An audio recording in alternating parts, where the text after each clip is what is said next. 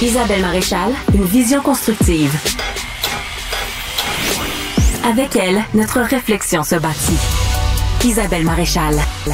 Hey, merci beaucoup tout le monde de participer en grand nombre. Vous êtes nombreux à nous écrire au 1-877-827-2346 par texto 187 Cube Radio. On a beaucoup de commentaires sur la STM, sur les médecins, Fred. Je pense que ça n'arrête pas depuis tout à l'heure. Sur Paul Saint-Pierre Plamondon aussi. Là, il y en a qui se demandent. Stéphane dit, est-ce que Québec solidaire est devenu le parti d'opposition officiel du Parti québécois? On trouve que ça se chamaille un peu de ce côté-là. Je pense qu'il leur a rappelé avec la dernière élection partielle d'Arthabasca. C'était comme un peu dans les dents. Effectivement, c'est vrai que Paul Saint-Pierre Plamondon avait réponse à cette question. Là.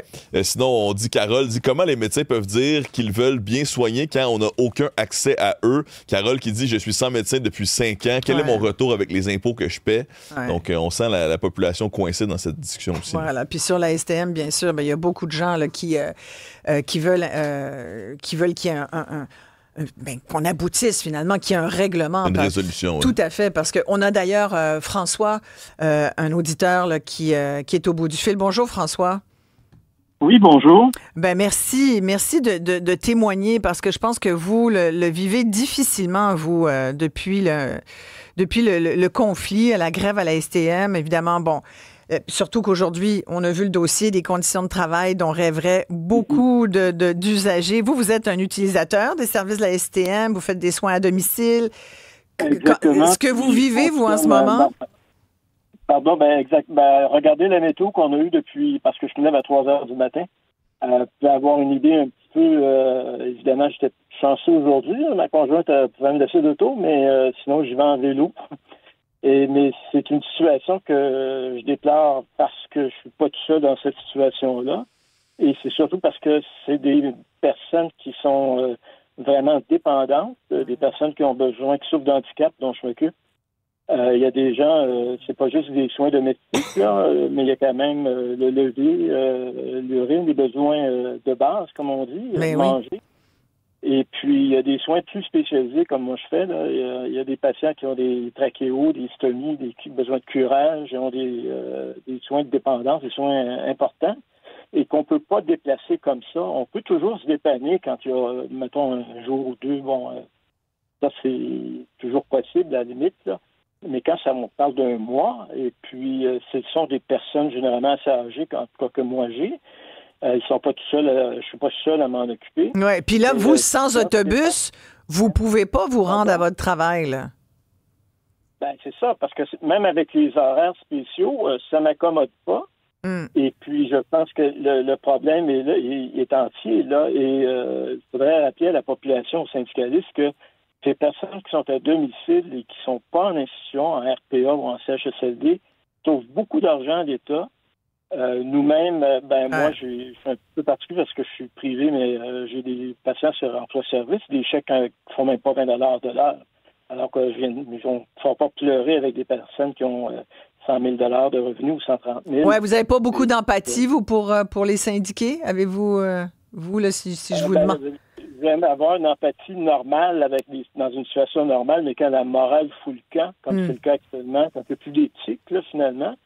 Qu'est-ce que vous faites avec une personne qui est à la maison? Vous dites, là, il n'y a pas de service, il n'y a personne qui peut vous lever une main, il n'y a pas de médicaments qui soient évidemment donnés, on ne peut pas s'assurer de la compliance. Des gens qui sont déjà stressés, anxieux, ils vont faire quoi? Ils vont dépérir. Ouais. Moi, je vous le dis, je prends témoin, là, je m'avance, il va y avoir des décès. Sur une période aussi longue, c'est évident que ça va casser les yeux quelque part. C'est évident. Merci. Et puis moi, ça fait 20 ans que je suis là-dedans, 10 ans avec certains clients que je suis régulièrement. Je suis pas un petit nouveau, puis je connais bien le milieu médical. Alors, je pense que les gens de la STM devraient prendre ces choses-là en considération, et surtout les juges qui font les... Oui, du tribunal administratif du travail là, qui a entendu les parties aujourd'hui. Merci beaucoup, François, de votre témoignage. Là. C'est assez percutant, là, si ce que nous dit décès, François. Là.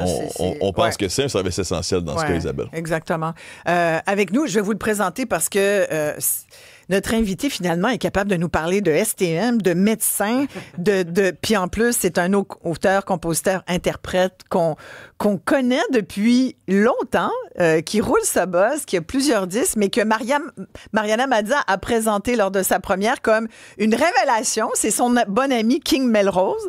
Merci, King, alias Sébastien Côté, ou c'est plutôt l'inverse? L'inverse, oui, absolument. Merci, Sébastien, d'être là. Merci beaucoup. T'es pas venu en autobus, t'es venu en voiture. Je suis venu en voiture, pas le choix. Ouais. Puis ça a quand même un impact direct, parce que ma femme est médecin. Ouais. Et puis, elle doit se rendre au boulot. Souvent, elle le faisait soit à la course, c'est une machine, je comprends pas comment elle fait ça. Fait qu'elle faisait l'aller-retour, 7 km aller, 7 km. On est juste de l'autre côté. Médecin de famille, médecin de famille, oui. Donc, elle va au Faubourg, puis c'est juste en face des Foufounes électriques. Là. Moi, je me resitue tout le temps avec les salles de spectacle à Montréal. Puis, elle, ça aurait un réel impact, justement, pour aller voir ses patients. Puis, il y a beaucoup de patients aussi qui doivent annuler leur rendez-vous parce qu'ils sont pas capables de se rendre. C'est fou, là. Ça, on dit que... Moi, j'ai lu quelque chose de bien intéressant comme solution, tu sais, au Japon, ce qu'ils ont fait, je pense qu'il y a une grève qui a duré 3 jours, justement, pour les transports en commun, c'est qu'ils ont permis aux gens de circuler, mais gratuitement. Fait que, c'est sûr que ça a mis une pression sur les plus hauts dirigeants, parce que là, il n'y avait plus d'argent. Ouais. Fait que là, ça se réglerait rapidement. Puis ça, je trouvais ça quand même très intéressant comme avenue, tu sais. Mais il y a des gens qui au lieu qu'il y ait des décès, tu sais. Parce que ça n'a pas allé jusque-là, pour de vrai, parce qu'il y a des gens qui sont complètement... Moi, j'ai hâte de voir la décision du tribunal du travail. Là. C'est effectivement, il y a des gens qui le proposent, mais en même temps, si c'est pas les chauffeurs ou les gens qui sont derrière la caisse qui sont en moyenne pression, présentement, c'est beaucoup l'entretien, c'est plus difficile d'avoir un accès au dollar des gens, mais on comprend que ça serait un bon moyen que les gens puissent quand même continuer de circuler à Montréal, ce qui est essentiel. Le week-end prochain, c'est supposé être les chauffeurs aussi. Oui, ça me semble que ça ferait plus de sens parce qu'il y a tellement d'impact. Mais je comprends pas que ça soit pas justement que ça soit pas essentiel à la société, puis que le gouvernement est capable de faire une loi sous baillon, pas capable de mettre son pied à terre quand il vient justement de la vie des gens également encore. Je veux dire, ça sera peut-être pas juste une, ça va être à plusieurs échelons qu'il va y avoir. Et c'est là où on aurait envie de sortir une de tes tunes les plus populaires que tu as lancées il y a 10 ans, qui s'intitule « Ne me laisse pas tomber ». Puis là, on parle aux médecins puis aux gens de la STM. « Ne me laisse pas tomber ». Même si j'ai tout foiré, j'ai l'assaut qui ne comprend plus. Oh, please, Marlo, ne me laisse pas tomber. On adore cette toune. Je l'adore encore aujourd'hui. Tu l'aimes encore? Les gens te la demandent, King? Ben oui. Toujours. Puis c'est drôle parce que je fais comme une autre version dans mon spectacle, un petit peu plus folkish, parce que je suis rendu un petit peu plus... Je suis moins funky, soul. En fait, je reviens aux sources. Une guitare, un piano, voix. C'est pas mal. Écoute, moi, sincèrement, Mariana, elle a vraiment mis le doigt sur la meilleure personne pour faire sa première partie. Moi, j'en aurais pris plus. Ben, c'est gentil. Sincèrement, j'en aurais pris plus. Moi, j'apprécie ce que tu fais depuis des années. J'imagine, Fred, tu connaissais King Melrose. Même de mes années Musique Plus, on s'est croisés il y a longtemps. J'imagine, c'est ça. Et ça t'a fait quoi que...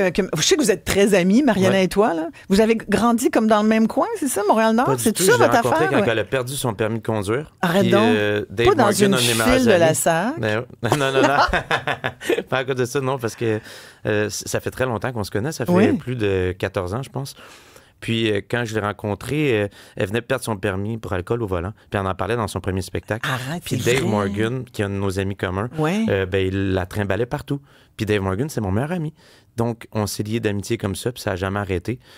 À Montréal, mais cette amitié-là est toujours restée. Puis, c'est la marraine de mes 2 enfants. Ben oui! Puis, ça donne qu'elle est riche en tabarouette. Fait que je veux entretenir une bonne relation. Ça, c'est bon. Tu restes avec nous, bien sûr. On vient tout de suite après.